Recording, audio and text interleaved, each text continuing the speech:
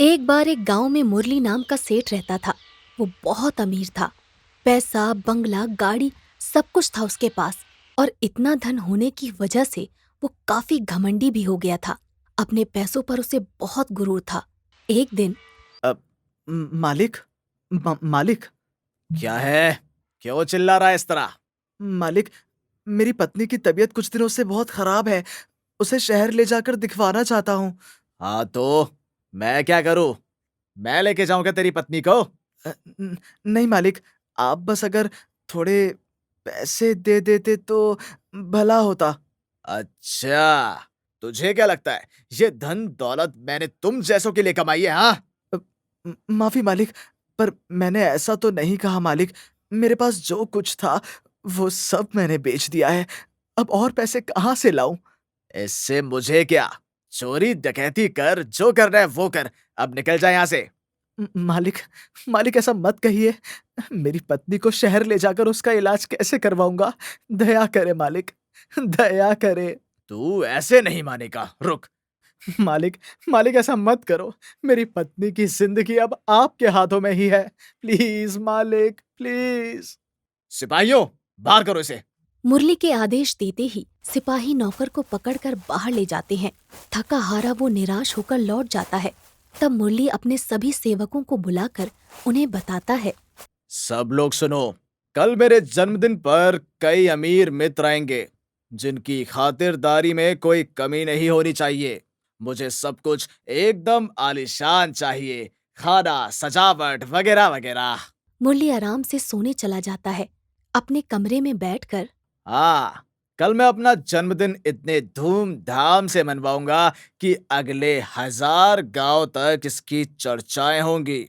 सबको पता चलना चाहिए कि सेठ मुरली कितना अमीर है। अगले दिन मुरली तैयार हो जाता है। अपने कमरे से बाहर आकर वो देखता है कि पूरा बंगला एकदम राजमहल की तरह फूलों से सजा हुआ होता है। वाह, बहुत खूब। बिल्कुल वैसा लग रहा है जैसा मैंने सोचा था। थोड़ी देर में जब सभी लोग आ जाते हैं तो मुझे बेहद खुशी है कि आप सब मेरे जन्मदिन पर आए। आप सभी की अच्छे तरीके से खातिरदारी होगी। वो क्या है ना, पैसा बहुत है मेरे पास, किसी चीज की कमी नहीं है। फिर मुरली अब सभी के सामने बड़ी बड़ी फेंकता है और ऐसा दिखाने की कोशिश करता है कि जैसे मुरली से अमीर कोई है ही नहीं। ये जो कपड़े मैंने पहने हुए हैं ना, वो 10,000 रुपए के हैं। आप लोगों ने तो कभी 5,000 तक के भी कपड़े नहीं देखे होंगे। भगवान का दिया सब कुछ है मेरे पास। ऐसी कोई चीज नहीं जो मैं ना खरीद सकूं। तभी मुरली का एक दोस्त केशव आगे आता है और कहता है। हाँ भाई, मान गए कि तुम्हारे पास सब कुछ है। तुम बहुत अमीर हो, पर क्या? बोलो। तुम जैसे महान आदमी के पास दुनिया की सबसे अनमोल चीज है ही नहीं। उसके बिना तो तुम्हारी ये धन दौलत अधूरी है। मतलब तुम किसकी बात कर रहे हो? गाड़ी, बंगला, पैसा, नौकर चाकर, सब कुछ तो है मेरे पास। ये चीजें तो यहाँ आए हर आदमी के पास है। तो फिर तुम कैसे अलग हुए सबसे? बात तो सही है तुम्हारी, पर मैं ऐसा क्या करूं कि मैं इन सबसे भी बहुत अमीर हो जाऊं? क्या है वो अनमोल चीज जिसकी तुम बात कर रहे हो? मैं बात कर रहा हूं चांद की। पूरे आकाश में चमकता हुआ चांद अगर तुम्हारे पास आ जाए तो तुम हम सबसे ही नहीं बल्कि इस दुनिया के सभी लोगों से अलग हो जाओगे। सोचो। बात तो सही है तुम्हारी। मैं सबसे ऊपर हो जाऊंगा और सब मेरी मुट्ठी में होंगे। पर ये होगा कैसे? मैं चांद को अपने घर कैसे ला सकता हूँ? अब ये तो भाई तुम्हारी परेशानी। मेरा काम था तुम्हें बस बताना, बाकी तुम खुद ही समझदार हो। केशव बड़ी ही चालाकी से मुरली को बेवकूफ बनाकर गहरी चिंता में छोड़ जाता है। इधर मुरली दिन रात ये सोच सोच के पागल हो जाता है कि आखिर वो चांद को नीचे लाए तो कैसे लाए। कुछ दिनों बाद अ, मालिक, क्या बात है? कई दिनों से आप कुछ परेशान लग रहे हैं। खाना भी सही से नहीं खा रहे आप आजकल। क्या बताऊं अब, दिन रात यही सोचता रहता हूं कि किस तरह चांद को नीचे लाऊं। कुछ समझ नहीं आ रहा। क्या मालिक, आप भी कहा केशव जी के कहे में आ गए? ऐसे थोड़ी होता है। वो तो बस आपको बेवकूफ बना रहे हैं। वो मुझे बेवकूफ बना रहा है या तुम? वैसे भी मैंने तुमसे राय नहीं मांगी। चुपचाप यहां से चले जाओ। नौकर उसे समझाने की कोशिश करता है पर वो उसकी एक नहीं सुनता। मुरली खूब पैसे लगाकर कई बुद्धिमान लोगों को बुलाकर उनसे सलाह लेता है। सभी उसे यही समझाते हैं कि ऐसा मुमकिन ही नहीं है, पर मुरली ये मानने को तैयार ही नहीं था। बहुत हो गया, अब मैं किसी की सलाह नहीं लूंगा। जो करना है मैं खुद ही करूंगा। रात को खाना खाने के बाद वो बाहर सैर करने निकलता है। चलते चलते वो काफी दूर निकल जाता है। तभी अरे ये कहाँ गया मैं?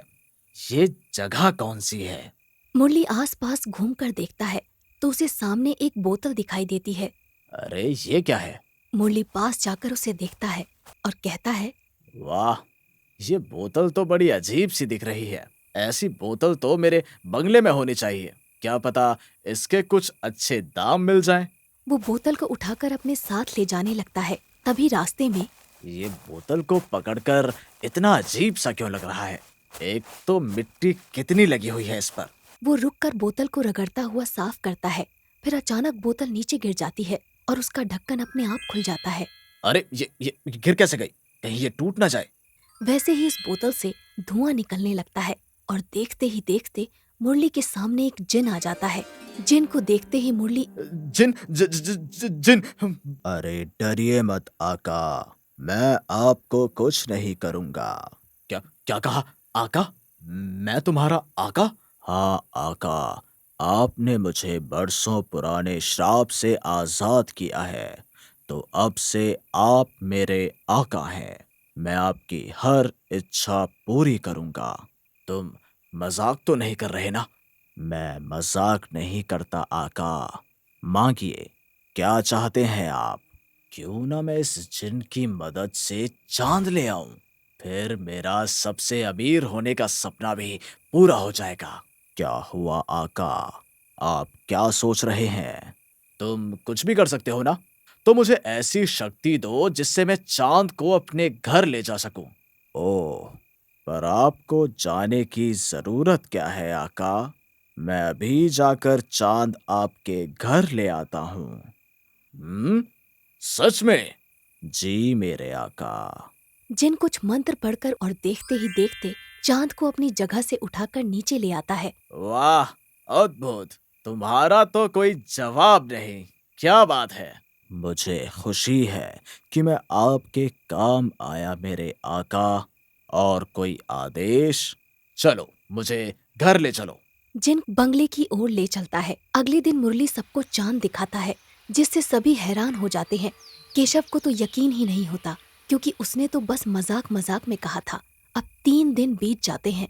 मुरली, ओ मुरली, कहाँ छुप कर बैठा है तू? तेरी इतनी हिम्मत, तू मुझे मेरे नाम से बुलाएगा? हाँ, तू इसी के लायक है। बोला था तुझे मेरी पत्नी बीमार है, उसे बचाने के लिए कुछ पैसे दे दे, पर नहीं, तूने नहीं दिए। हाँ, नहीं दिए। बोल क्या कर लेगा तू?